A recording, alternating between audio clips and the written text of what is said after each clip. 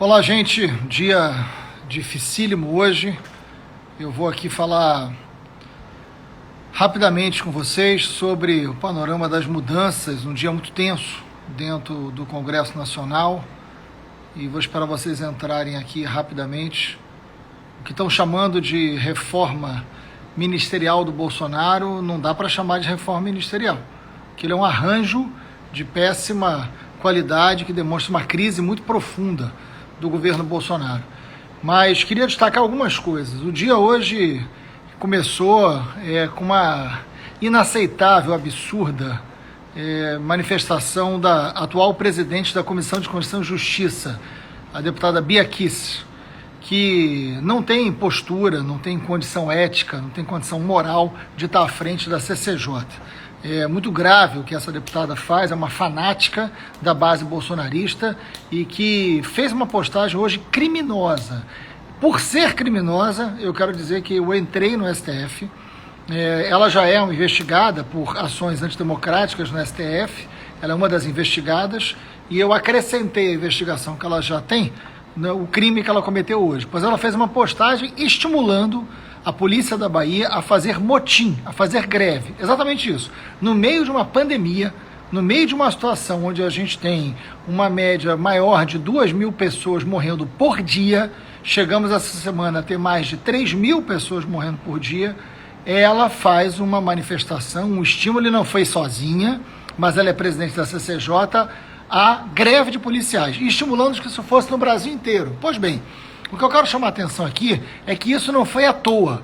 A presidenta da CCJ, a coordenadora da CCJ, aquela que deveria prezar pela Constituição, pela justiça, mas não, ela rasga a Constituição, uma irresponsável, age como uma criminosa. Estou falando da deputada Bia Kicis, que amanhã será questionada em todos os fóruns dentro do Congresso Nacional e no plenário, talvez na semana do golpe militar, ela estimulada pelo seu estímulo golpista, ela e outros deputados e o próprio presidente começam a fazer um arranjo para tornar a democracia ameaçada, instável, Estamos na semana do dia 1º de abril, estamos na semana do dia do golpe civil-militar que atrasou tanto esse país. O golpe civil-militar que levou à morte, ao exílio, ao atraso durante 21 anos nesse país, é comemorado por um setor. Inclusive amanhã a bancada do PSB vai querer votar no plenário, vamos ver se a gente consegue, a proibição que se comemore um golpe militar. Algo que levou o Brasil a conviver com a tortura, desaparecimento político, atraso, fim da democracia, fim das eleições. Não se pode comemorar. Na América Latina, no mundo inteiro, você tem ali uma exigência de responsabilidade histórica que não se permite isso. Enfim, eu quero chamar a atenção para esse espírito golpista que o governo Bolsonaro representa.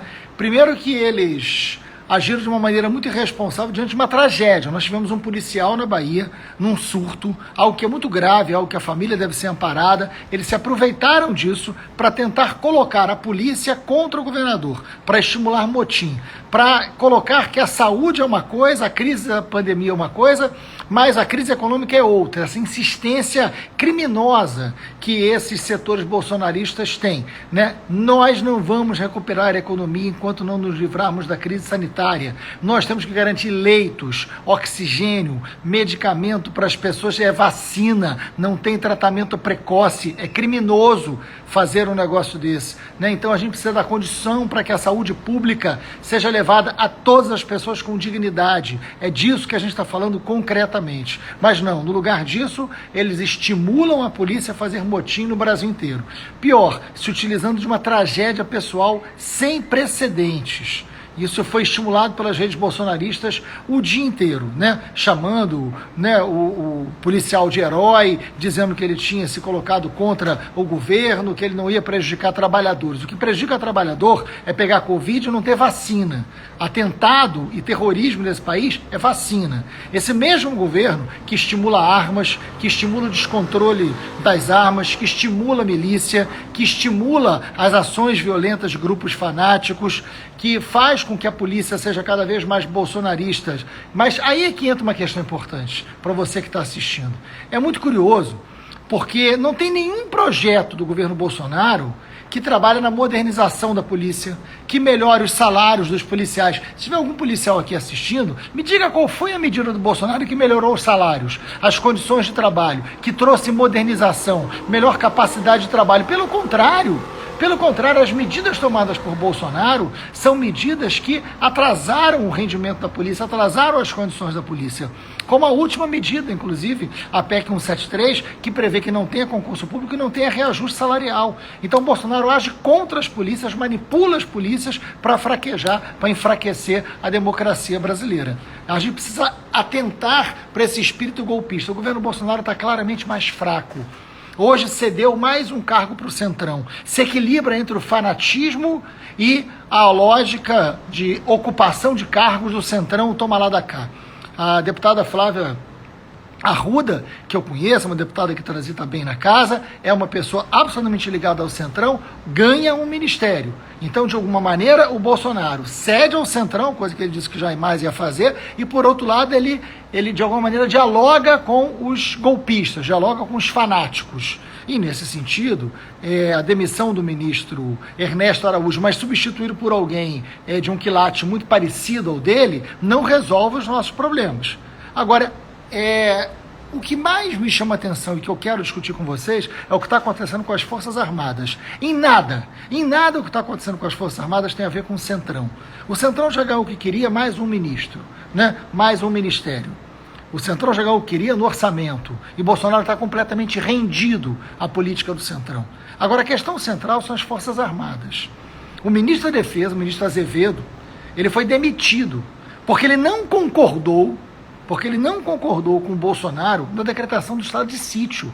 E a declaração hoje da demissão do ministro tem um ponto muito importante. Ele fala, as Forças Armadas têm que servir ao Estado e não ao governo. Bolsonaro, quando fala o meu exército, o exército não é do Bolsonaro. Ele queria que fosse, mas não é. O exército é do Estado brasileiro. E o ministro foi demitido porque tem serenidade. Ao contrário do presidente. O ministro foi demitido porque não concordou com uma atitude golpista do presidente Bolsonaro. E mais, os 3 ministros das 3 Forças Armadas estão nesse momento saindo do governo. Porque Bolsonaro precisa colocar gente que obedeça aos seus delírios. É isso, Bolsonaro quer que obedeçam aos seus delírios. O representante da AGU, o José Levi, também foi demitido porque não aceitou assinar a manifestação contra os governadores por decretar o lockdown. E o Bolsonaro perdeu porque o documento foi assinado só pelo presidente da República, o representante da AGU não assinou, o STF desautorizou o Bolsonaro. Então o que a gente está assistindo é um presidente que não sabe governar, um incompetente, sempre foi incompetente na sua vida, mesmo como deputado, e que não conseguia, diante das suas ações totalitárias, autoritárias, ditatoriais, ter o aval do Exército, das Forças Armadas, da Aeronáutica, da Marinha e nem da AGU. O que ele faz? No sentido de ganhar bom senso, não. Ele demite as pessoas que não acatam as suas loucuras.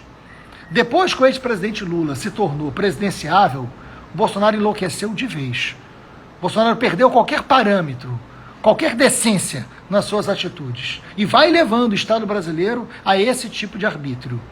Na semana do dia 31 de março, na semana do dia 1º de abril, porque o golpe foi no 1º de abril, na semana do 1º de abril, Bolsonaro e a sua tropa estimulam o motim da polícia, tiram todos os representantes das Forças Armadas, que estavam cobertos de razão. O Exército estava desgastado com o Bolsonaro porque não aceitou o descontrole sobre armas e munições, porque não aceitou assinar estado de sítio, porque não aceita colocar o Exército à mercê de um tirano, de um capitão do mato. Então, neste sentido, ele coloca uma instabilidade sobre a República e ele precisa ser detido. É muito importante que as instituições reajam, que o Congresso reaja. É isso que a gente vai propor amanhã. E é muito importante que o STF reaja. O que a presidente da CCJ, que não tem condições morais para ocupar este cargo, fez é criminoso, por isso foi denunciada por nós no STF. Ela fez algo muito semelhante ao que o Daniel Silveira fez, que acabou preso. Né? Então é muito grave, e fica mais grave quando ela está dentro da CCJ e ela ali, evidentemente, não representa nem Constituição, muito menos justiça. Então, gente, Bolsonaro, a República Brasileira, a democracia brasileira é muito maior do que qualquer tirano, do que qualquer capataz de plantão. Mas a gente tem que ficar atento, Porque, sem dúvida alguma, Bolsonaro não tem qualquer apreço à democracia. A sua tropa, os seus submissos, não tem qualquer vergonha na cara em relação a isso. Quem votou no Bolsonaro tem que se arrepender, sim.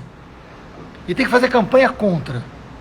Porque chegou a hora da gente valorizar a democracia. Quando eu defendo a frente ampla, tanto para o governo do Estado como para a presidência da República, é porque chegou a hora da gente fazer a democracia ser muito maior do que esse atraso civilizatório que está na presidência da República no dia de hoje.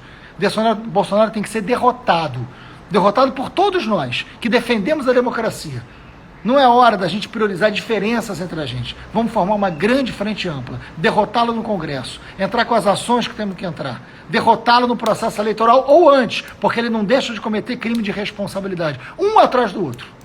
Mas a gente precisa ganhar mais força política dentro do Congresso.